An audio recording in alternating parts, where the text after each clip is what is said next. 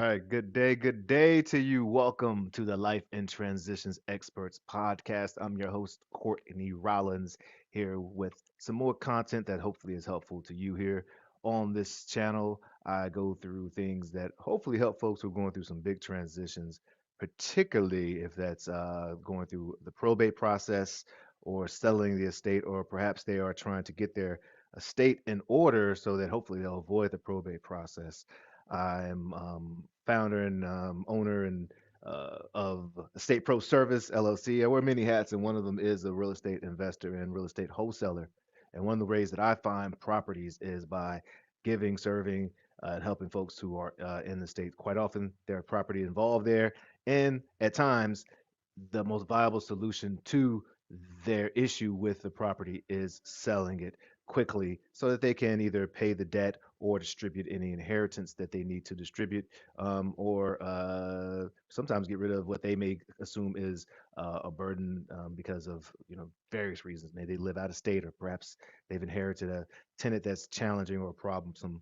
And at times, they want to keep the property, and I can help them find ways to uh, maximize the equity in the property. There's a lot of different things that can happen, but the most important thing is to be able to listen and to hear and to come with a serving heart to be able to hopefully address some of those challenges and issues.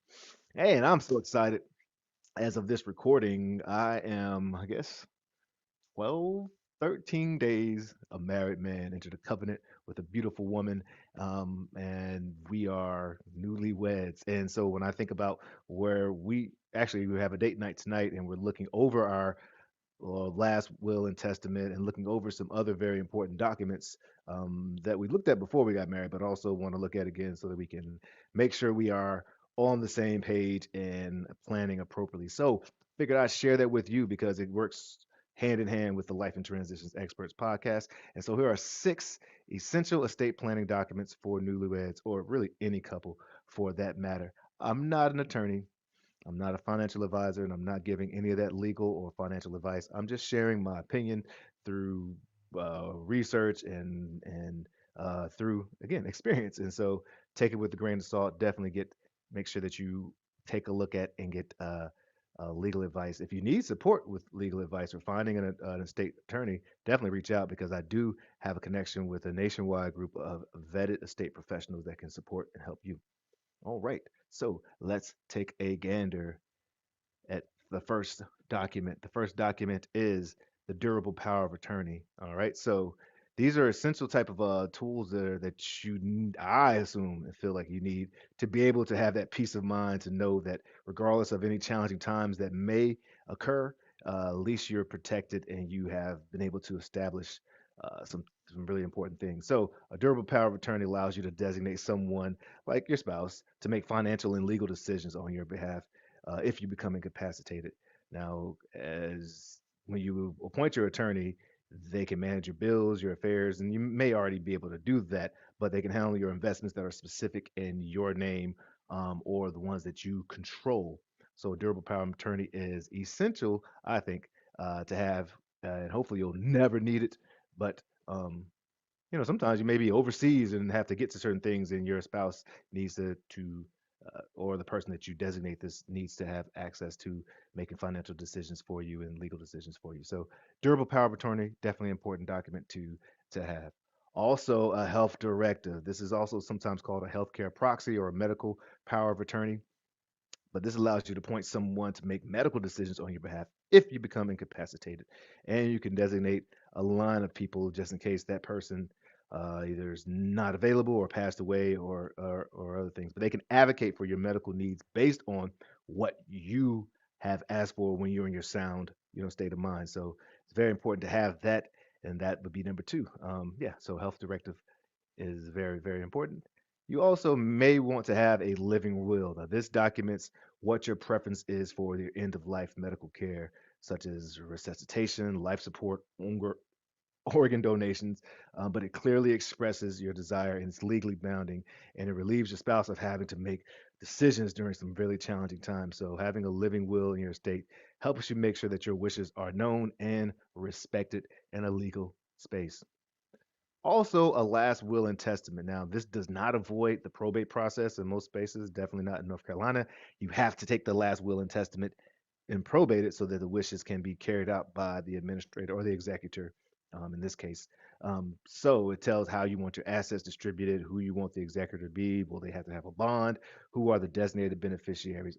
All of that good stuff. Now, there are ways that you can, and definitely consult an attorney, have your last will and testament be work hand in hand with the next document or documents that I really think is important for anyone to have, particularly if you have any form of assets, and that is is a trust, either a revocable trust or irrevocable trust. And there's tons of different types of trust there, but this is also known as a living trust. This allows a a legal entity, it becomes the manager of your assets during your lifetime and after your death. And it's a great way, depending on how it's set up, to avoid the probate process because the trust owns the assets.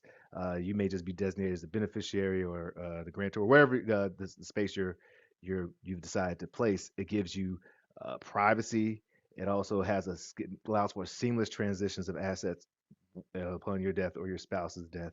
And revocable trust is a little more flexible or more flexible than irrevocable trust, as the name indicates. Irrevocable means that's what it is, you know. And so it's a lot harder to change an irrevocable trust than a revocable trust, as you can see in the name. All right, so number five is the having some type of trust. I definitely encourage revocable trusts, regardless of how small or large your assets are. And finally, the HIPAA. You know, I went to school back in the 90s, and I remember this being a huge thing, especially when I started working in schools. I was an educator in my former, well, I hope I'm still an educator, but regardless, HIPAA, the Health Insurance Portable and Accountability Act, and I spelled it out there because I always get the words a little mixed up. But similar to the healthcare health directive, it, but a little slightly different that it gives someone access to your private medical records. So giving someone that authorization allows them to have access to information, which is very important, so they can have maybe vital information to make a more informed decision for your care based on that information. So including these documents is so important: the durable power of attorney, the health directive, the living will, last will and testament, a trust of some form, and a HIPAA authorization will allow you as a newlywed, newly married couple, or any couple, or really any type of relationship, to have a comprehensive protection of your assets, your health decisions, your privacy, all that great stuff that we want to have. And actually, if you need any support creating a plan, although I'm not an attorney, like I said, I have a great relationship with tons of attorneys, and one great relationship is Trust and Wills.